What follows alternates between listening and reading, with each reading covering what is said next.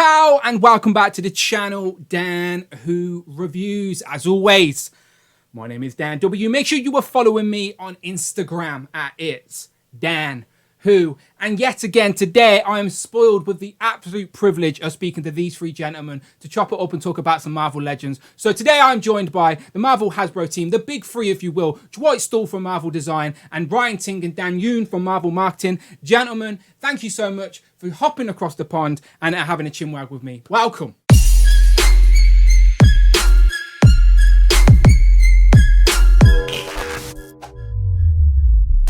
And Dwight, I don't know if you've noticed, or the other guys have noticed, that you snuck yourself into the Marvel Legends line. I literally just did a review of the new Infinity War Captain America, and you know what? The resemblance is there.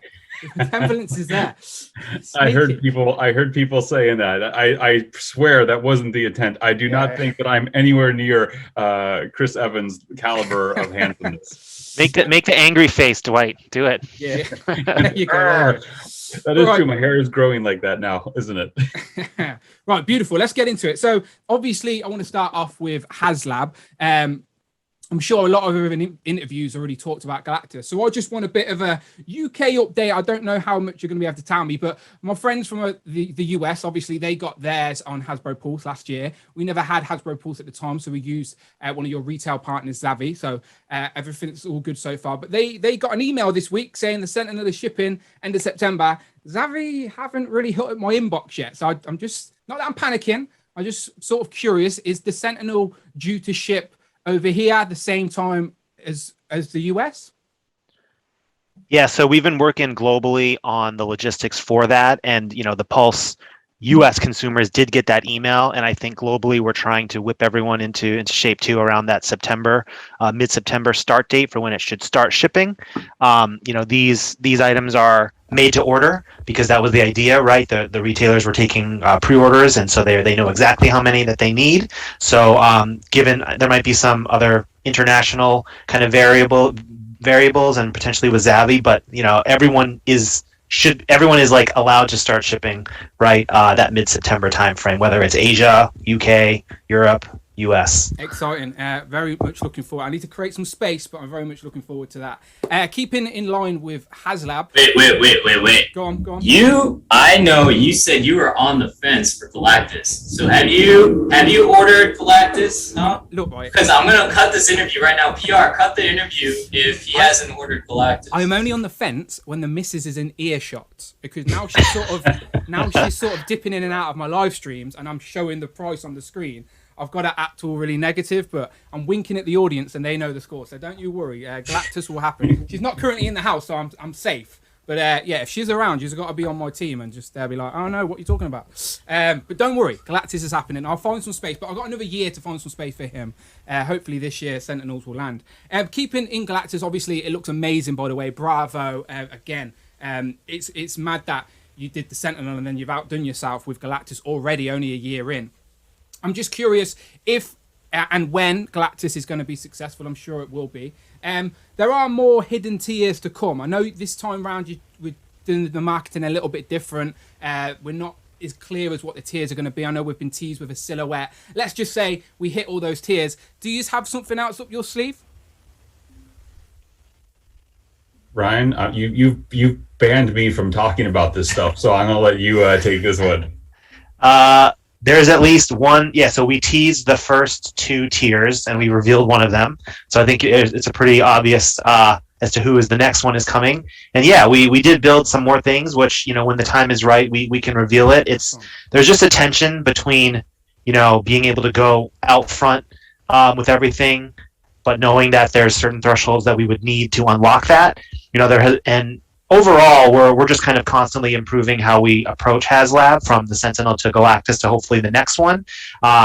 Sentinel was the first Haslab with tiers, I like to remind folks. And so, yeah, it's a little bit different from those smaller independent Kickstarters where they, maybe they have less of a chance of succeeding, I don't know, and then they just put everything out there up front, and it's just a different strategy. And we were doing what we thought was the best consumer experience, and if we hear and learn that, hey, everyone wants to see things up front next time, I think we would consider adapting to that way. No, exciting. It's exciting. I'm just talking for the people as well, by the way. Sorry, Dan. No, I just want to also say that, like, we consider all the options too when it comes to that, right? Like, even like on the message board, it's really simple. It's like reveal the tiers X, Y, and Z, and then like everybody's gonna jump in, whatever. But like, if you look at the reality of like we revealed Nova, like there wasn't actually just like a big boost right after the reveal. You know what I mean? And I think Nova is like a great tier. Like I'm selfishly praying that we definitely get Nova and then unlock even more tiers that we've teased out. But just because everybody assumes that like, oh, we reveal all the tiers in advance, it doesn't necessarily mean that like the backer count will go up automatically. And we saw that even with just that Nova tier as well. Of course, yeah. As I said, I'm just speaking for the people, and as I said, I think we've been spoiled in the past, like you said. So people, and like they shouldn't expect, but you know what they're like. They're ravid. They do. But as I said, I just wanted confirmation. More could be potentially hidden behind the door if we get more backers, which I'm sure we will. I'm like very confident it's going to back. So let's say it does back, and then we've got 2 successful Marvel Haslabs, 2 years consecutively. Is this something we're going to see annually if it continues to be successful, or will you pause it for a little bit? Like I'm assuming that these conversations are still happening, but is it something you'd like to do annually? I mean, we're constantly having conversations. Like we've actually already plotted out the next 2 years worth of what we could do if depending on entertainment and things. Like I think we penciled in through 2023, right, guys? We're always exploring. Yeah. I mean, so we got ideas, we've got things we want to see happen. I'm sure those plans will evolve and change as the world changes between now and then. But with Sentinel being a success, and certainly Galactus will as well. I mean, I think we're very excited about where else we can go and maybe do some different things down the line, as opposed to just focusing on those giant characters that we've done so far. No, it's exciting. As I said, as fans, we just know the potential of this, so we're just excited for what else. And you know what it's like. People are just like, what's next? Okay, this is great, but what's next? Talking about your recent reveal with the Fantastic Four retro stuff, you know me, I'm a sucker for any of that retro goodness. So I'm like very happy. I'm so happy you gave us those variants as well. I've now started like diving through eBay looking for the old retro card so I can like do some comparisons and stuff. But Dwight said something during that live stream that got my attention. You said that making Sue Storm, the invisible variant version, during the sort of pandemic era was a little bit more tricky. I was just curious how the sort of recent events have changed the way you're making toys from design to concept. Has it slowed down? Has it sped up? Are there definitely pros to the direction you're going rather than cons? Yeah, I mean, I can speak for the design side, and I know Dan and Ryan probably have opinions on the marketing side. I think there's definitely been pros and cons to this last year and a half that we've all been dealing with as far as production. We have weekly, for instance, we have weekly calls with our Marvel partners, right? And normally those were just teleconferences, just over telephone calls, and you would talk, but you wouldn't get a whole lot of FaceTime with certain people over there. Now that we've adapted to Zoom and to team meetings, members of the team get a chance to have face-to-face time, albeit through a screen, but it's way more personal and way much higher levels of interaction with people than we ever had before. So guys who normally not lower guys in the team, but the guys who are not working on the fan type product don't always get a chance to sell their concepts to all of the other people directly, and now they can. So I think that's been a real positive, getting people to have FaceTime and share exactly what they're working on, because it's as simple as, all right, I'm going to steal the screen real quick. Let me show you what I'm working on. And that's something that we couldn't do, 2 years ago. So that's been a huge win. And I think there's been, for me personally, it's been awesome to be able to hop on a late night call with Marvel or Disney, who are over on the West Coast, which like a 3-hour difference, which some people are like, oh, that's annoying, right? Hopping on a call at 8 o'clock at night. It's like, well, yeah, but I've had extra bonus time with my kids and family that I never would have had throughout the course of the day. So there's a balance there, and it's so far that kind of stuff's been working great. The challenge of not having your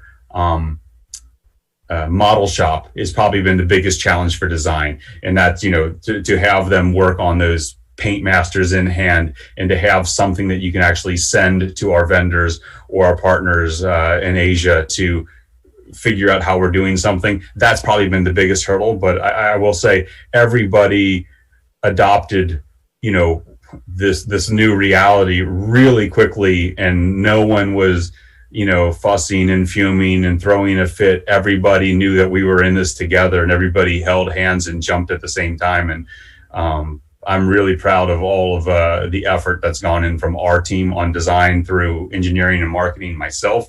And I think for me, this year has been way more positive than it would have been, than I would say negatively as far as developing work. Yeah, but the reason I was asking the question, because I know next year, 2022, is going to be the 20th anniversary of Marvel Legends, and obviously we've hit quick and fast with reveals and new toys, which is great, by the way. Please don't slow down. So that's my question. Like, this era isn't going to slow down the volume of and the quality of the figures we're going to get moving forward. It's only going to get better, surely. 20th anniversary. Oh, should I show you what's? Oh, I'm not allowed to show what's here. Oh, so no, I guess we'll just have to wait for a little bit later for those types of things. Wow, is it the 20th anniversary? Interesting. Yeah. We do like anniversaries. I thought so. Other things you do like, convention exclusives. Of course, we didn't have San Diego Comic-Con this year, but we are luckily going to have Hasbro PulseCon. And you've already revealed a couple of things, which I'm very happy about, because I love the retro Spider-Man. Venom's come in, very happy with that. We've also got the Captain and Alvis MODOK. Usually, you have a sort of MCU helping to go along with these exclusives. I was just curious. You don't have to say what it is or anything like that. I was just curious, is there potentially something else for Hasbro PulseCon next month? I think we'll reveal we'll reveal additional items and pre-order them whenever that PulseCon event does happen. I don't know that it's been formally announced, but hopefully we can get together again later this year. We typically develop two. We would call them San Diego items, right? Although we haven't been to San Diego in 2 years, but so it is those two.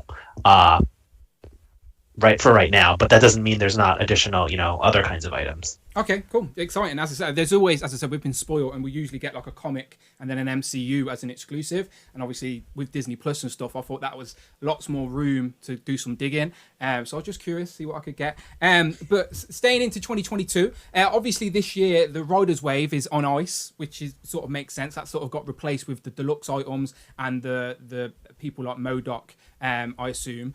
Is the Riders Wave genuinely just on ice? Will we see more vehicles in the future, or have you changed direction? A lot of when I'm asking people what questions you want to ask the Hasbro team, a lot of people are still asking about vehicles and potential of the Riders Wave continuing. That's not a bike or a scooter. Are you exploring options moving forward?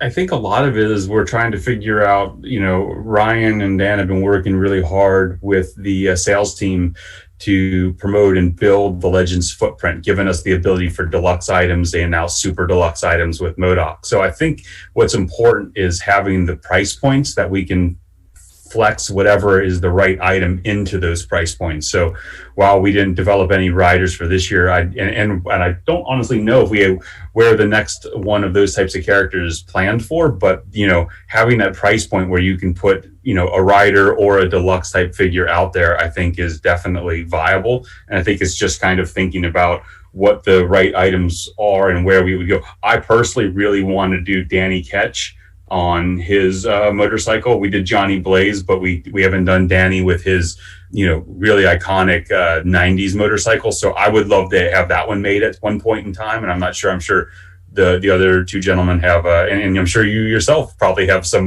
wish list that you'd like to see. Just throw Lockjaw and Crystal out there a little bit, just there you go. Technically transport you around, just saying. All right, beautiful. Okay, this is a random one, but just bear with me. Don't think about it too much. Just quickly give me your favorite Disney film, Ryan. Whoa, favorite Disney film starting off. So Marvel, obviously, or well, what are we talking here? Well, Marvel is owned by Disney, so I was just curious. Do you have a favorite? When I think of my favorite MCU films, it's both the movie. It's wait, is that your question though? Well, I was going somewhere because I was going to say my personal favorite Disney film is The Sword and the Stone, but I was struggling to remember what that sword was called, and I was just wondering if any of you guys could help me. You seem like intelligent gentlemen. Does anyone remember the name of that sword? Well, we're not. I'm not. We're from the United States of America. It's all right. I'll ask someone else. I'll go knock my neighbor's door or something. Someone will know. I get confused because the stories, whether sometimes there's rocks involved, sometimes there's ladies in ponds, so I don't remember exactly where all that comes together. Okay, I just thought I'd try and wiggle my way in there, but it doesn't matter. UK rep, and I have to ask. Toy Story. Finally, there you go. Okay, if you thank said you. That from the start, that would have worked a lot better. Right? Next time, I'll send you the memo. Beautiful. Okay, talking about Walgreens, you showed off the last sort of cosmic figure with going to be binary. Are we going to get a completely drastic change in theme, or can you revisit some of the previous ones like X-Men? I know a lot of people still want certain X-Men characters to finish team because you only need Feral to finish X-Force or Wolfsbane to finish X-Factor, and you have got that nice Tigra body now as well. So just throwing them at you. We do like our themes for the Walgreens over the years. I think it's safe to say there will be a new one coming. Nice. What it'll be, who knows? Of course, yeah. As I said, the potential is vast. But as I said, they've been good so far, and obviously we've been spoiled now with when it comes to Fantastic Four stuff. I love how you're trying to confirm characters, Dan. This is good. I like you. You're trying to be sneaky. You can't just ask yes or no questions because this interview would just be you and us going no. So you've been studying up on Boog's interview skills? Trying. Okay, Retro Spider-Man. There's still some room on. Well, this is just selfishly. I have to ask. All right. Do I need to start making space on the other wall for Retro Spider-Man? Just curious. Do you reckon it's a good idea I take this picture down and create some blank canvases? What do you say, Dan? Dan Yoon's got a poker face. Look, yeah, I can't read him. We've got Venom, which is great. We've got Sandman, which is great, and as I said, those two were on my list I talked about last time. So very happy I got two off that list. We've got Webman and Spider-Man 2099 still to come. So I've got some more blocks to build. But as I said, this wall, still plenty of room, boys, is all I'm saying, all right? Well, let me ask you, do you know off the top of your head what year Spider-Man's first appearance in the comics was? 1964. 1962. I knew it was in the 60s. So 62 to 22 could be some kind of, an anniversary. Oh, okay, interesting. I like it. All right, cool. What characters do you want to see on that card, Dan? As I said, I'm selfishly, I want the whole Sinister Six. I feel like my wall canvas will be incomplete if I've only got a couple of members as the Sinister Six. We've got Spidey. I love the variants of Spider-Man, but we need that original Sinister Six team all on that retro card. I'll be very happy with that. And we're getting close, boys. We're getting close. We just need a few more. Fine, I tried, lads. Right. But as I said, much appreciated as always. Your time is always very grateful. You'll have to come on a live stream very soon so we can just chop it up and talk about many other things as well. As I said, you're all very welcome. But yet again, thank you to Dwight, Dan, Ryan, much appreciated, and I look forward to all the stuff to come for the rest of the year. Yeah, thanks for chatting with us. Go ahead. Shout out to you, Brandon, producer Rich, and we need a duck race too, man. How come we don't get a duck? Make it happen. Come on. I'll put you in the next one. You can be honorary in the next one. I'll remember. Don't you worry. All right, cool. Nice one, lads. Hey. Bye-bye. Take care, Dan. Peace. Easy.